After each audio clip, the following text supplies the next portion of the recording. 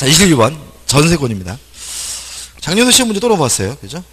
틀린 건데 1번 전세금의 지급은 반드시 현실적으로 수수되어야 하고 기존의 채권으로 가름할 수 없다.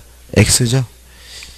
이 정도예요. 이 정도. 그죠? 그러니까 우리가 제가 일부러 작년도 문제 넣는 이유가 어렵지 않아요. 어렵지 않고 다만 낯설어요. 낯설 거예요. 그죠? 왜냐하면 처음만 보는 문제들이니까 100% 낯선데 거기서 낯설다는 거를 어렵다라고 받아들이시면은 이게 막 아는 건데도 다 틀려요. 그러니까는 항상 뭘 가지셔야 돼요? 자신감을 가지셔야 돼요. 낯설 뿐이지 뭐 하잖아요?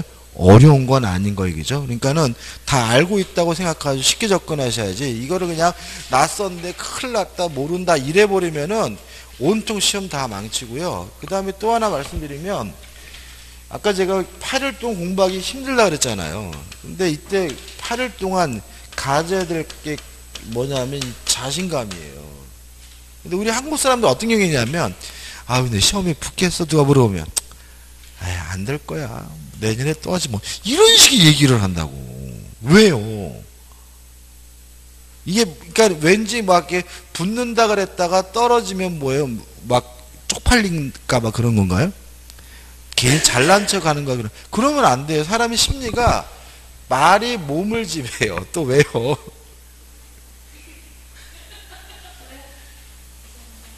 왜요? 말이 뭘 지배해요? 몸을 지배해요. 그러니까는 그러니까 자꾸 누가 물어보더라도 붙을 거다고 얘기하세요. 그죠? 어때요? 아, 뭐 붙겠지 뭐 이렇게 좀 쉽게 얘기하시고 자꾸 떨어진다 뭐 큰일 났다 미치겠다 안 된다 막 이러면은 공부도 더 하기 싫고요. 시험장 가서 답을 선택했을 때 자신감이 없어지셔서 우왕좌왕해요. 그래서 자꾸 뭐 본인한테 자신감 불러주려 노력하시는 게 중요해요. 답은 뭐죠? 1번이죠. 나머지 것들 쉽죠? 1번, 2번.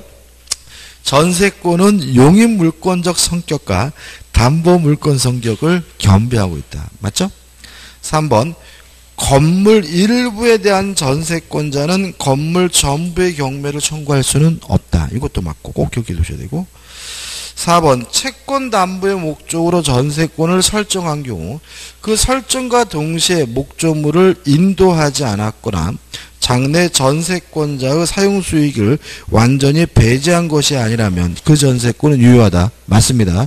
전세권이 성립하기 위한 요건 두 가지입니다. 전세금을 지급하고 설정 등기. 점유란에도 인도란에도 무엇은 성립해요? 전세권은 성립하게 되죠. 5번 채권 담보의 목적인 전세권의 경우 채권자와 전세권 설정자 및 제3자의 합의가 있으면 현재 전세권의 명의를 제3자라는 것도 뭐죠? 가능하다는 것도 기억해 두셔야 되고 이것도 무엇과 똑같죠? 저당권도 마찬가지죠. 그죠? 답은 1번이죠. 22번입니다. 갑은 자신의 건물의 을명의로 전세권 을 설정해 주었고 을이 그 전세권의 병명의로 저당권을 설정해 주었다. 이에 관한 설명으로 옳은 곳을 모두 고른 곳은 그러면 저당권이 어디에 설정돼 있죠? 전세권에 설정돼 있죠. 여기서 이제 항상 문제가 되는 것은 뭐냐면 전세권이 존속기간의 만료로 소멸하게 되면 무엇도요? 저당권도 소멸하게 되겠죠. 따라서 전세권이 소멸하는 경우에 저당권자에게 뭐가 인정됩니까? 물상대위권이 인정이 됩니다. 다시 말하면 전세권이 소멸하면 뭐가 생깁니까? 전세금이 생기고요. 이 전세금이 지급되기 전까지 저당권자가 뭐라면요? 압류를 하면 요 전세금에 계속 그 효과를 미치게 되고요. 일종의 이것도 뭐죠? 물상대위가 된다는 거 주의하죠. 기억입니다. 전세권이 존속기간의 만료로 종료된 경우 법률행위가 아니죠. 시간의 경과는 뭐죠? 사건입니다. 따라서 등기할 필요가 없고요.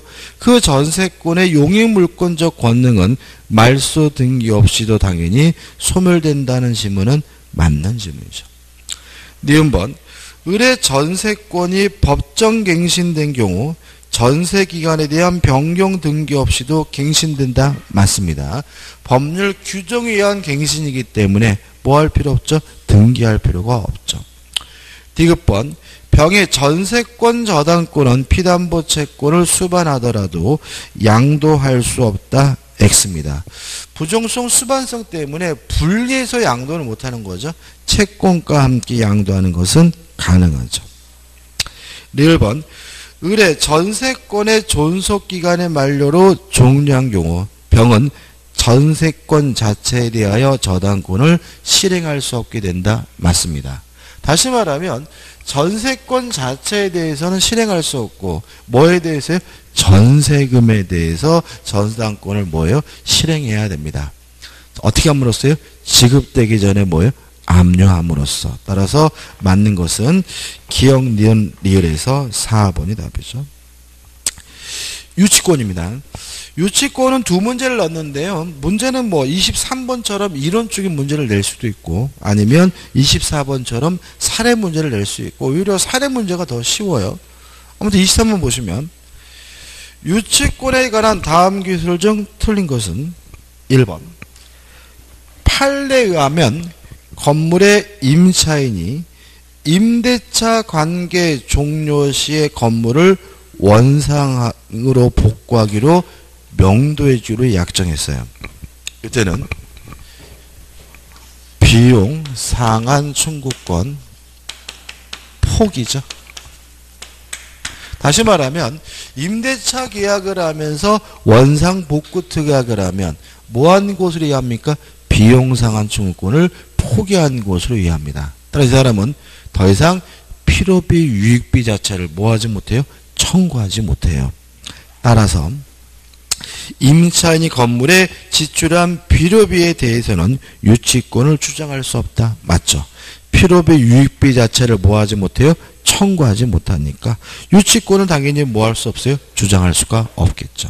다시 말씀드리지만 원상 복구 특약은 무슨 특약이죠? 비용 상한 청구권 포기 특약입니다.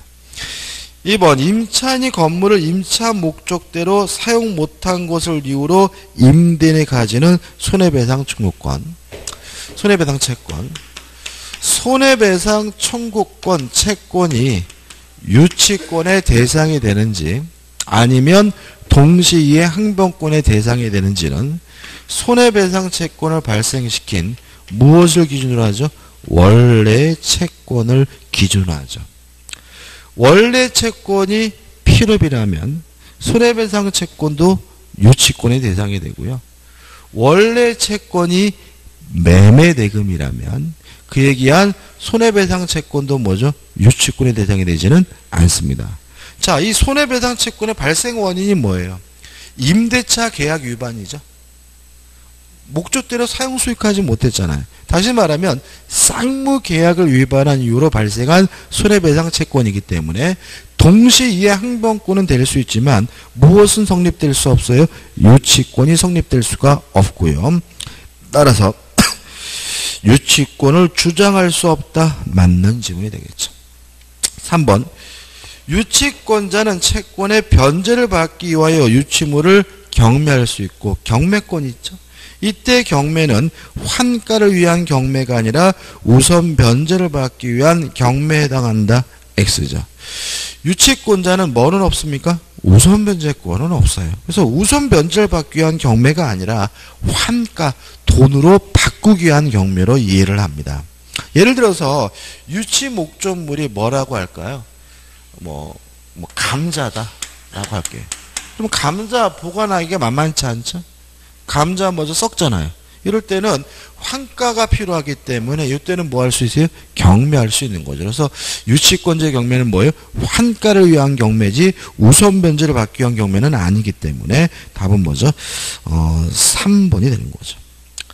4번 유치권자는 경락인에 대하여 그 피담보 채권의 변제가 있을 때까지 목적물 인도를 거절할 수 있을 뿐이고 왜요? 유치권은 경매가 되더라도 뭐 되지 않아요? 소멸되지 않죠. 다만 주의하실 것은 그 피담보 채권의 변제를 청구할 수 없다는 것이 판례의 견해이다. 맞죠? 그래서 우리가 유치권 행사 중이라는 현수막이 걸리면 꽤 오래 가게 된다는 말씀을 제가 드렸던 기억이 나네요.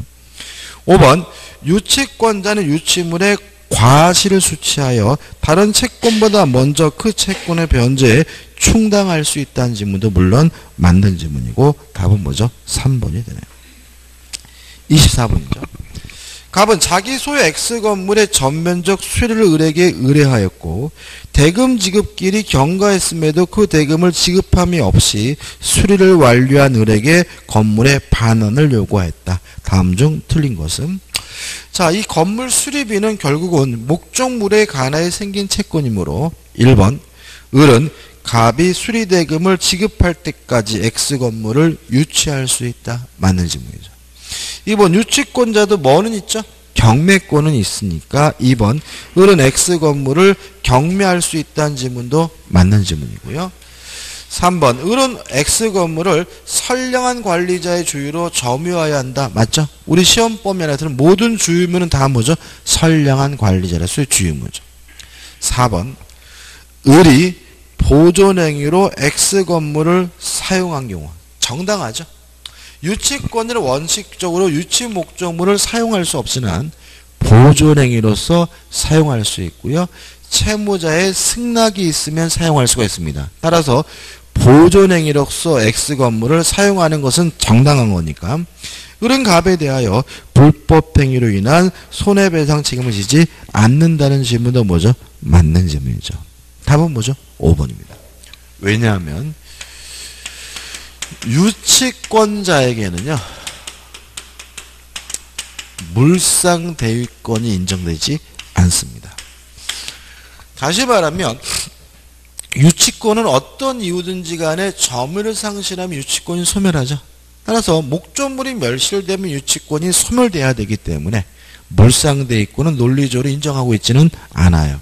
따라서 5번 을의 과실 없이 X건물이 소실된 경우 을의 권리는 갑의 화재보험 청구권 위에 미친다는 지문은 X가 되고 왜냐하면 유치권자에게는 뭐가 인정되지 않습니까? 물상대위권이 인정되지 않기 때문이라는 거 주의하시기 바랍니다.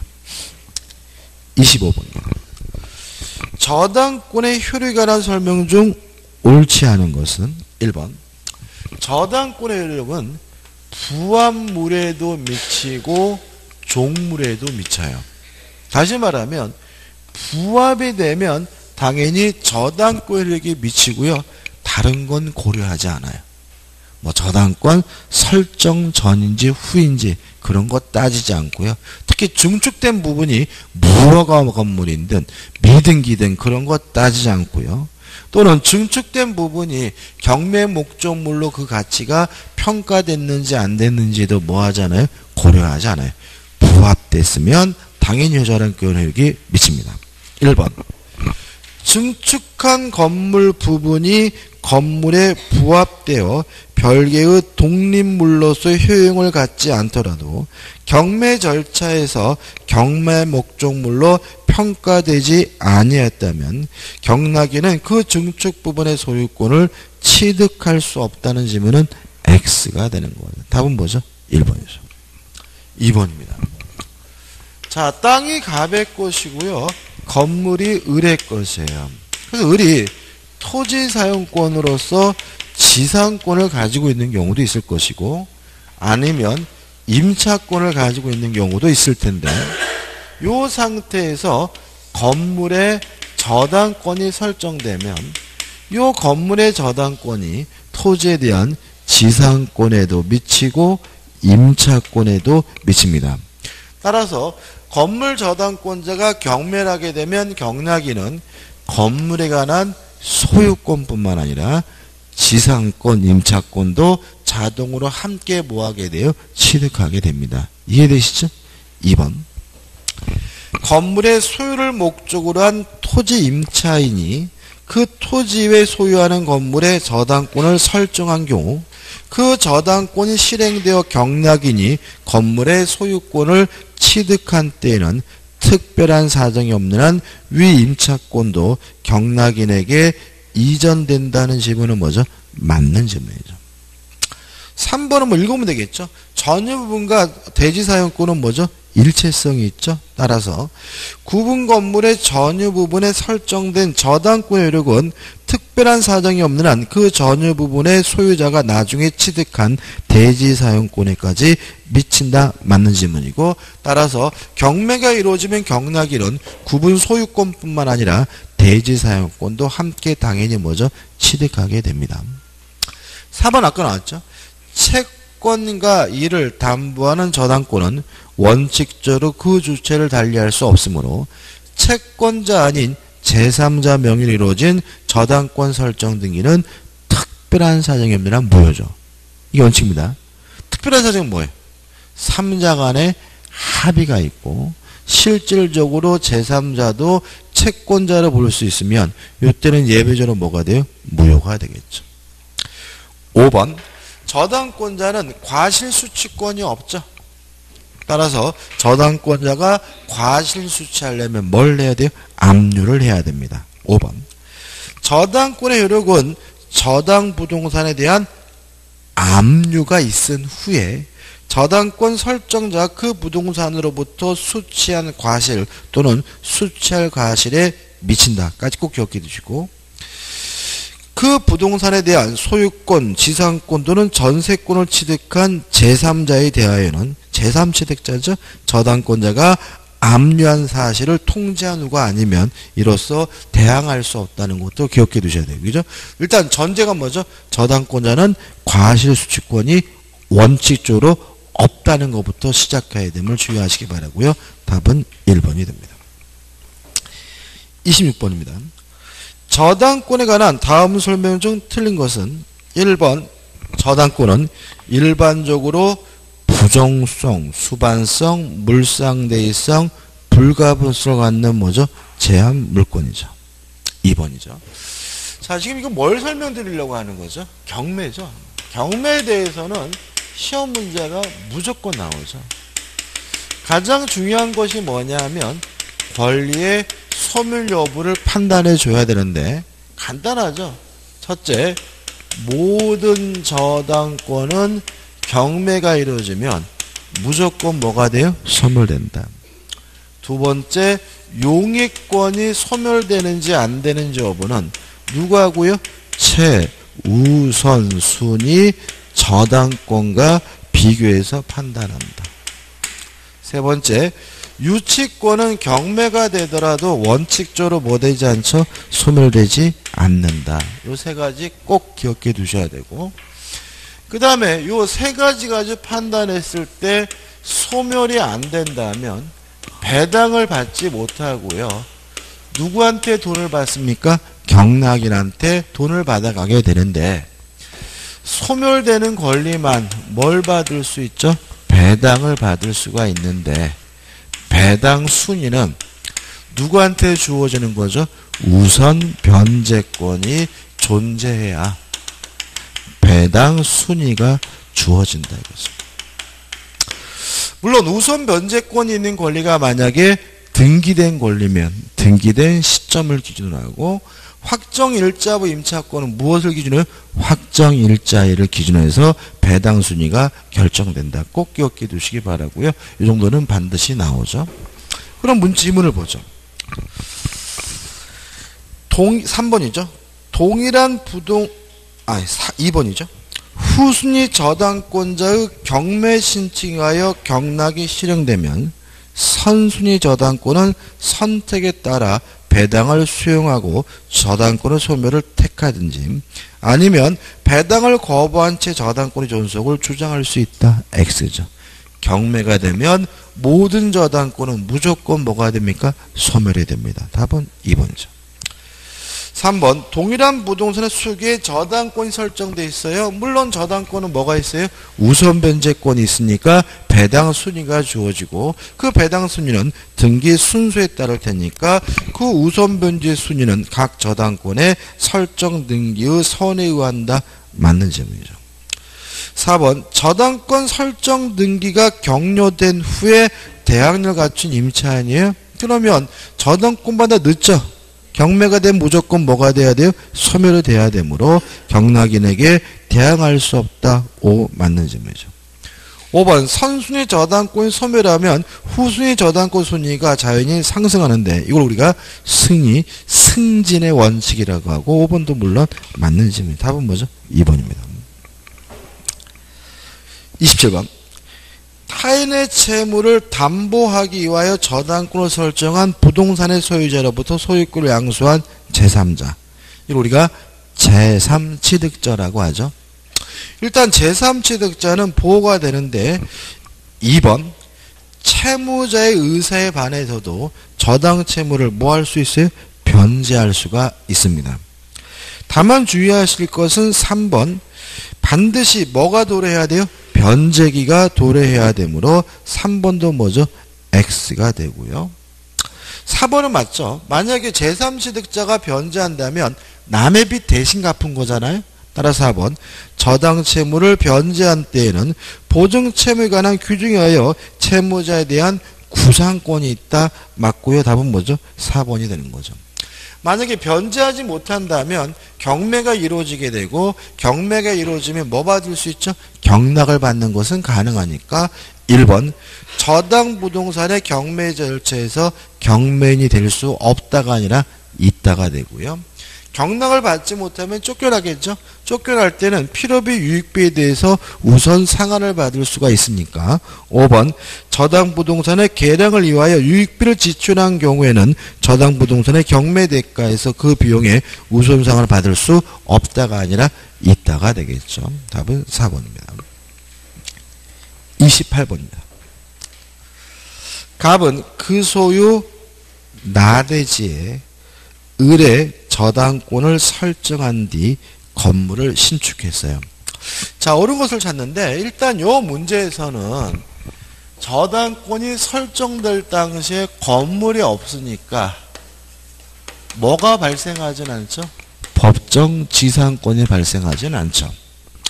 다만 토지 저당권자는 토지와 건물을 뭐 할 수 있어요? 일괄 경매하는 것은 뭐죠? 가능한데 주의하실 것은 첫째, 자유롭게 선택할 수가 있다. 무슨 말이죠? 토지만 경매할지 일괄 경매할지 누구 마음이요? 저당권자 마음이고요. 두 번째, 이 사람은 토지 저당권자니까 토지 경매 대금에서만 뭐 받을 수 있어요? 우선 변제 받을 수가 있고요. 건물의 경매 대금에 대해서 뭐 할 수 없어요? 우선 변제 받을 수가 없고요. 가장 중요한 것이 뭐죠? 세 번째죠. 건물이 반드시 저당권 설정자 소유여야 합니다.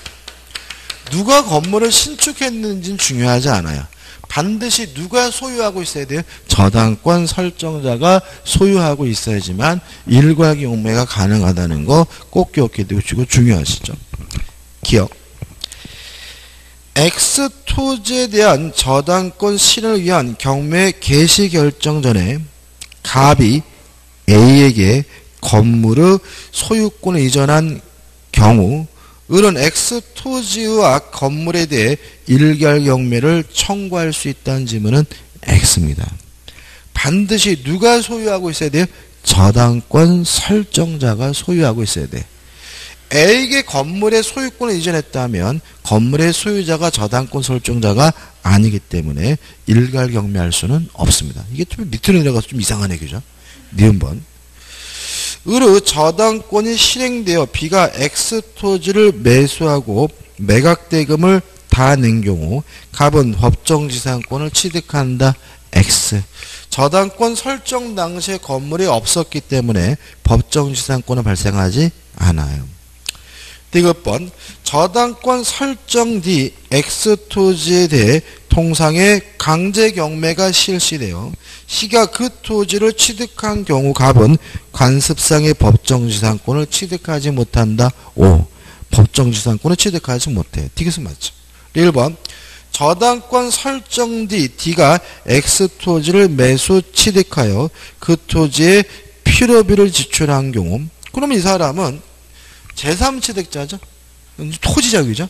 토지의 저당권 설정되고 뭐죠? 그 땅을 산 사람이니까 제3취득자니까 으로 저당권이 실행되면 D는 경매 대가로부터 필요비를 우선 상환받을 수 없다. X. 필요비를 뭐죠? 우선 상환받을 수 있겠죠. 왜요? 제3취득자니까. 따라서 옳은 것은 디귿하나고 4번이 답이 되는 거죠. 29번입니다. 공동저당인데요. 올해도 아마 공동저당에 대해서 시험 문제를 낼 거예요. 근데 아마 지금 제가 들은 형태의 문제, 금액은 다르겠지만 형태의 문제가 출제되지 않을까 싶고요. 요거는 알면 아주 간단하게 풀 수 있는 문제이기 때문에 한번 보자고요. 갑은 채무자 을의 X토지와 제3자 병의 Y토지에 대한 피담보 채권의 5천만 원 1번 공동저당권을 취득하였다. 그러면 갑이 을에게 빌려준 돈은 얼마죠? 5천만 원이고 X 부동산, Y 부동산의 공동저당이 설정됐는데 Y 부동산은 누구 거죠? 병 거죠. 물상 보증인 소유죠. 그 다음에 X토지와 Y토지가 어떻게 됐죠? 동시 경매되어 X토지는 4천만 원, Y토지는 4천만 원에 경락됐다. X토지는 얼마예요? 4천만 원. Y토지는 뭐죠? 4천만 원에 경락됐어요. 갑이 Y토지에 매각대금에서 받을 수 있는 금액은, 여기서 이제 가장 문제가 되는 것은 2분의 1이니까 2,500 이러면 안 된다는 거죠. 자, 왜냐하면 2,500 넣어놓지도 않았죠. 그죠? 왜 그러냐면 이렇게 원칙적으로 동시배당하면 가액의 비율에 따라서 뭐가 결정돼요? 분담액이 결정되지만 물상보증인 소유물이 존재하는 경우에는 먼저 채무자 소유물부터 뭐죠? 선배당을 합니다. 따라서 갑은 X에서 4천만 원을 다 가져가고요. 부족액이 있는 경우에만 물상보증인 소유물에 대해서 배당을 하므로 얼마가 부족하죠? 1,000만 원. 따라서 Y에서는 얼마죠? 1,000만 원을 가져가므로 답은 몇 번이 되는 거죠? 2번이 되는 거죠. 아주 간단하죠. 그죠? 그래서 이런 것들은 출제될 가능성이 대단히 높아요. 올해는 대단히 높고 아주 간단한 거니까 확실하게 뭐죠? 아시고 꼭 맞췄으면 좋겠어요. 잊지 마시기 바랍니다. 30번이죠. 다음 중 근저당권에 관한 설명으로 옳은 것의 조합은 A번. 근저당권이 설정된 부동산의 제3취득자는 피담보 채무가 확정된 이후에 그 확정된 피담보 채무를 채권 최고액 범위 내에서 변제하고 근저당권의 소멸을 청구할 수 있다. 5죠. 물상보증이나 제3취득자는 어디까지만요? 담보되는 범위에서만. 따라서 근저당권이라면 채권 최고액 범위 내에서만 갚으면 됩니다. B. 피담보 채무는 근저당권 설정 계약에서 정한 존속기간이나 결산기가 도래한 때에 확정되므로까지 맞고요. 그 존속기간 또는 결산기가 경과하기 전에는 근저당권 설정자가 계약을 해지하고 근저당권 설정 등기의 말소를 구할 수 없다. X죠. 해지할 수 있어요. 이런 거 흔한가요? 흔하죠. 그죠? 그러니까 예를 들어서 우리가 은행에서 아파트 담보대출을 받으면 5년 상한으로 배웠단 말이죠. 존속기간이 뭐죠? 5년이죠. 근데 중간에 2년 만에 돈이 생기면 중간에 갚아도 되잖아요. 다시 말하면 그 설정 계약을 뭐하고요? 해지하고 중간에 정산해도 상관이 없기 때문에 B번은 뭐가 돼요? X가 되는 거죠. 10번 근저당권 설정 계약에서 존속기간이나 결산기간에 정함이 없고 또한 이에 관한 다른 약정이 없는 경우에는 근저당권 설정자가 근저당권자를 상대로 언제든지 존속기간이 없으니까 해제 의사표시를 함으로써 피담보 채무를 확정시킬 수 있다는 지문도 물론 맞는 지문이죠. 그럼 결국 합치면 존속기간이 있든 없든 중간에 계약을 뭐하고요? 해제하고 채권액을 뭐 할 수 있어요? 확정할 수가 있고요. 다시 말하면 중간에 돈을 갚는 게 뭐죠? 가능하다라는 거 생각하시면 접근하시면 되겠죠. D번 근저당권 설정자가 근저당권 설정 계약에서 피담보 채무를 확정시키는 해제 또는 해제에 관한 권한을 갖는 경우에는 근저당 부동산의 제3취득자가 근저당권 설정 계약을 해지하는 묵시적 의사표시를 한 때에는 근저당권의 피담보 채무는 그 설정 계약의 정한 바에 따라 확정된다는 지문은 맞는 지문입니다. 다시 말하면 원래 근저당권 설정자 이러한 해지권이 있다면 제3취득자도 뭐가 있다는 얘기죠? 해지권이 있다. 이런 취지인 거죠. 2. 근저당권이 설정된 부동산에 관한 매매계약을 체결하는 당사자 사이에 매매대금에서 피담보 채무 또는 채권 채고액을 공제한 잔액만을 현실적으로 수수한 경우. 이것도 흔한가요? 흔하죠. 대출 끼고 산 거죠. 그죠? 대출 끼고 산 거죠. 대출을 끼고 사면은 이제 매수인이 채무를 인수한 거예요. 근데 조심한 것은 뭐냐면 매수인이 매도인의 저당 채권자에 대한 피담보 채무를 인수한 것으로 간주되지는 않아요. 추정된다는 게 우리 판례 때문에 치사하죠. 그죠? 다시 말하면 대출을 끼고 사면 채무를 인수한 것으로 뭐가 돼요? 추정이 될 뿐이지 뭐 되는 건 아니에요? 간주되는 것은 아니기 때문에 이는 X고 답은 뭐죠? 4번이 됩니다. 이렇게 해서 이제 어떻게 해요? 물권법까지 끝났죠. 흐뭇하죠. 그죠? 이제 계약법입니다. 약관입니다. 일단 약관에 대해서는 시험 문제가 한 4, 5년 전에 매년 나왔어요. 매년 빠짐없이. 근데 최근 들어서는 출제 안 하고 있거든요. 안 하고 있을 때는 갑자기 생뚱맞게 나올 수가 있기 때문에 냈고요. 물론 한 가지만 잊지 마시면 돼요. 약관이 구속력이 발생하려면 명시 설명을 해야 되지만 약관의 내용이 특별한 것이 아니라 법령의 내용을 단순히 뭐예요? 기재해 놓은 것이라면 그것이 중요하다 하더라도 뭐 할 필요 없죠? 명시 설명할 필요가 없다. 이게 가장 중요한 거거든요. 1번. 이미 법령에 의하여 정해진 것을 약관에 그대로 기재하거나 부연하는 정도에 관한 불과한 사항에 대해서도 그것이 약관의 중요한 내용을 이루는 경우에는 사업자는 이를 설명하여야 하고 이를 위반한 때에는 계약의 내용을 주장하지 못한다는 지문은 뭐죠? X가 됩니다. 2번 은행 거래 약관 이런 게 나오면 당하지 마세요. 그죠? 막 은행이란 게 나오면 어떻게 해요? 와, 씨, 안 배웠는데 이러면 안 되겠죠? 뭐 은행이든 뭐든 우리가 배운 것 범위 내에서 나오는 거예요. 그러면 은행 거래 약관에서 예금 채권에 관한 양도 금지 특약을 정하고 있는 경우 이것이 구속력이 발생하려면 뭐가 필요한 거죠? 명시 설명이 필요한 거죠. 따라서 은행의 이에 관한 설명하지 않은 상태에서 예금 계약을 체결한 때는 은행은 그 특약을 예금 계약의 내용으로 주장할 수 없다. 맞는 지문이죠. 왜요? 명시 설명해야 원칙적으로 뭐죠? 구속력이 발생하니까요. 3번 계약의 성질상 설명이 현저히 곤란한 경우 제가 수업 시간에는 그냥 뭐라 그러냐면 대량적 정형적 거래 이런 말을 썼거든요. 뭐 시내버스를 탄다. 그죠? 지하철을 탄다.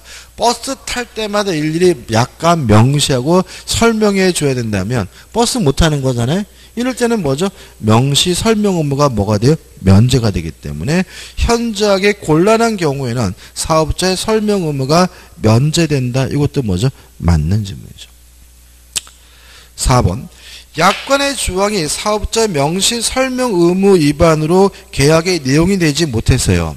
약관은 일부가 무효면 전부가 무효인 것이 아니라 그 부분만 무효죠.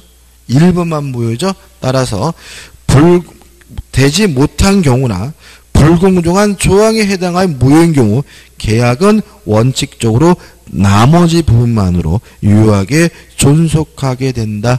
맞는 질문이죠. 5번 약관은 신의 성실의 원칙에 따라 약관의 해석에 관한 원칙이죠. 뭐죠? 신의 성실의 원칙이죠. 그 다음에 모든 사람을 똑같이 대우해 줘야 된다. 이걸 우리가 뭐죠? 객관적 해석의 원칙이라고 하죠. 따라서 신의 성실의 원칙에 따라 공정하게 해석되어야 하며 고객에게 따라 다르게 해석되어서는 아니 된다. 맞는 질문이고요. 몇 가지 더 있죠. 세 번째, 불명확한 약관 조항은 작성자에게 불리하게 해석한다. 작성자 불이익의 원칙이라고 하고요. 개별 약정이 있다면 개별 약정 오히려 약관에 대해서 우선한다. 개별 약정 우선의 원칙이라고 하고요. 마지막으로 면책 조항은 소비자를 보호하기 위해서 될 수 있으면 좁게 해석해야 된다. 이걸 우리가 뭐죠? 축소 해석의 원칙이라고 하죠. 그래서 약관에 대해서 문제가 나오면 요 5가지 해석의 원칙 중에서 몇 가지를 뽑아가지고 뭐죠? 5번과 같은 지문을 한두 개 집어넣고 나머지 것들은 결국 뭐죠? 1, 2, 3번 같은 구속률에 관한 내용으로 나오기 때문에 이 정도까지 정리하시면 약관은 풀 수가 있을 것 같아요. 2번이죠. 계약의 성립에 관한 다음 기술 중 틀린 것은 1번 양 당사자 사이에 동일 내용의 청약이 서로 교차됐어요. 그러면 별도로 승낙할 필요가 없이 양 청약이 모두 도달됐을 때 계약이 성립되는데 양 청약이 모두 도달됐을 때는 언제냐? 나중에 청약이죠. 따라서 나중에 청약이 도달한 때 계약은 성립한다. 5 맞는 질문이죠. 2번 청약은 상대방이 있는 의사표시지만 청약 당시의 상대방이 특정되어 있을 필요는 없다. 맞죠? 청약의 상대방은 뭐죠? 불특정 다수라도 상관이 없고요. 뭘 생각하시면 된다고요? 커피 자판기를 생각하면 되겠죠. 3번 승낙자가 승낙의 변경을 가하여 승낙한 경우 이건 뭐죠? 새로운 청약이니까 그 청약을 거절함과 아울러 새로운 청약을 한 곳으로 볼 수 있다. 맞는 질문이죠. 4번 자, 계약이 성립시키려면 승낙기간이 정해져 있다면 그 기간 내에 승낙을 해야 계약을 성립시킬 수 있고요. 승낙기간이 정해져 있지 않다면 상당한 기간 내에 승낙함으로써 계약을 뭐 할 수 있어요? 성립시킬 수가 있어요. 따라서 승낙기간을 정하지 않은 청약에 대하여 상대방이 격지자인 경우 격지자가 즉각 승낙하지 않으면 계약은 성립시킬 수 없다. X. 즉각이 아니라 뭐죠? 상당한 기간 내에 승낙하면 계약을 성립시킬 수가 있습니다. 5번 의사실현에 의한 계약 성립입니다. 뭐죠? 물건을 사용하거나 책에다 이름을 적거나 물건을 음식을 먹거나 이런 거죠. 먹는 순간 계약이 성립되죠. 그 사실을 청약자가 알았는지 몰랐는지 뭐하지 않습니까? 고려하지 않으므로 청약자의 인식 여부와 관계없이 알았는지 몰랐는지 상관없이 승낙의 의사표시로 인정되는 사실이 있는 때 성립한다는 질문은 맞는 질문이 되는 거죠. 답은 뭐죠? 4번이 됩니다. 3번입니다.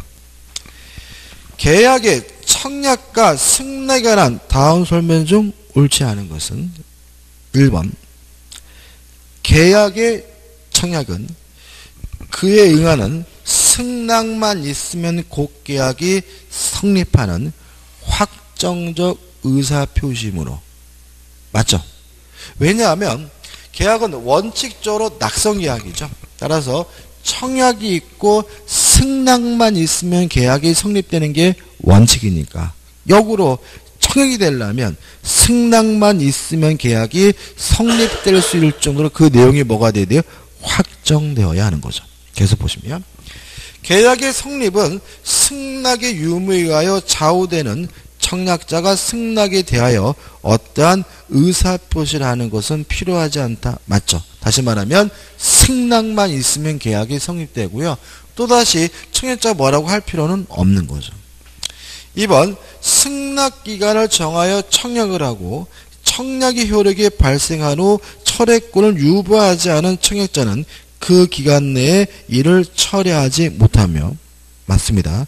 승낙기간을 정하지 않고 행한 청약에서는 청약자가 상당한 기간 내에 승낙을 받지 못한 때는 그 효력을 잃게 된다는 말은 승낙기간이 정해져 있지 않다면 상당한 기간 내에 승낙을 해야 계약이 성립된다는 얘기죠.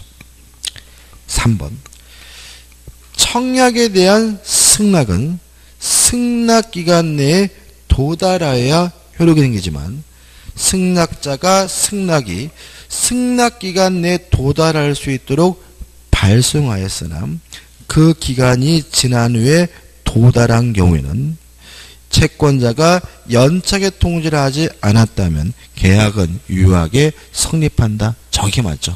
다시 말하면 연착됐다면 계약이 성립되지 않습니다. 다만 충분히 그 기간 내에 도달할 수 있는 발송인 경우에는 뭘 해줘야 돼요? 연착의 통지를 해줘야 되고요. 연착의 통지를 하지 않으면 연착되지 않은 것이 돼서 계약이 성립되게 되고 물론 성립되는 시점은 언제죠? 승낙의 발신시라는 거 조심하셔야 되겠죠. 4번 승낙은 특정의 청약에 대하여 행해지는 것이며 청약의 내용과 일치하여 하는 바 승낙자가 청약의 내용을 변경해서 승낙을 한 경우죠. 그러면 변경한 승낙은 승낙이 아니라 뭐죠? 청약이죠.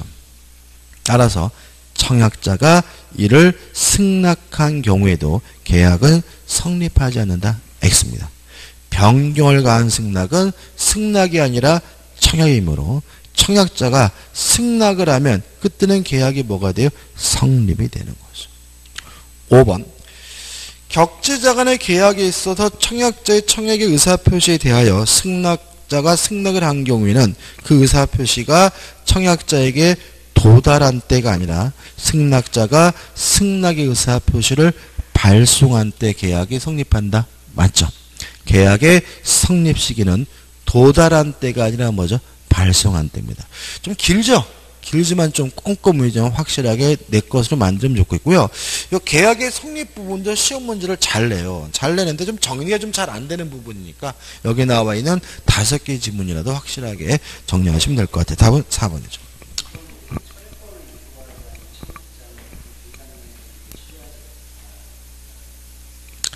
철회권을 유보하지 않은 거는 그냥 넣는 거예요. 중요한 게 아니에요. 그러니까 원칙적으로 이런 얘기잖아요. 도달됐으면 뭐 하지 못해요? 철회하지 못한다. 그 얘기인 건데.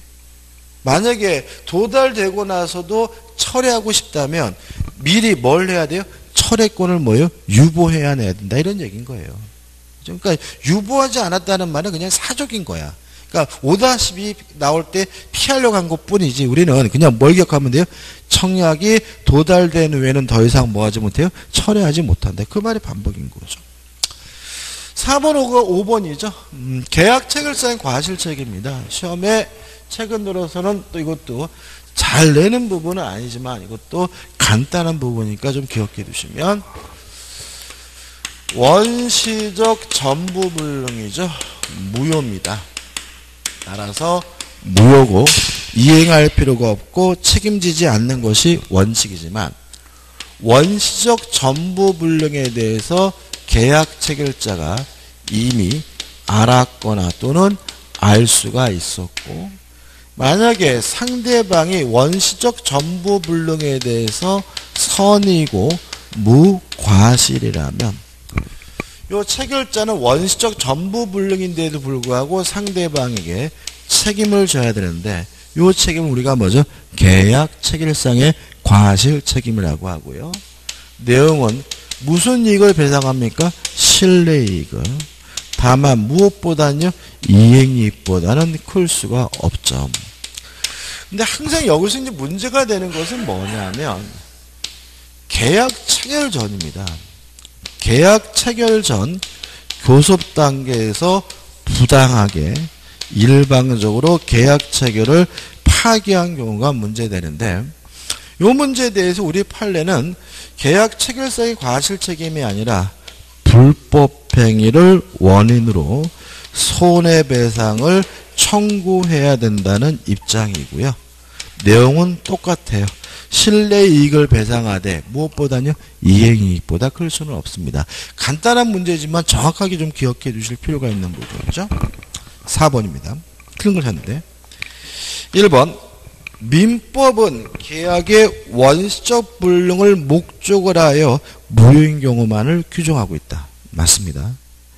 2번 다소설 학설은 계약 교섭 시 주의 의무 위반으로 인한 생명, 신체 등 계약 외적법익이 침해된 경우에도 계약 체결상의 과실 책임을 인정하고 있다. 맞아요. 학설은 이거를 좀 자꾸 확대하려는 경향이 있어요.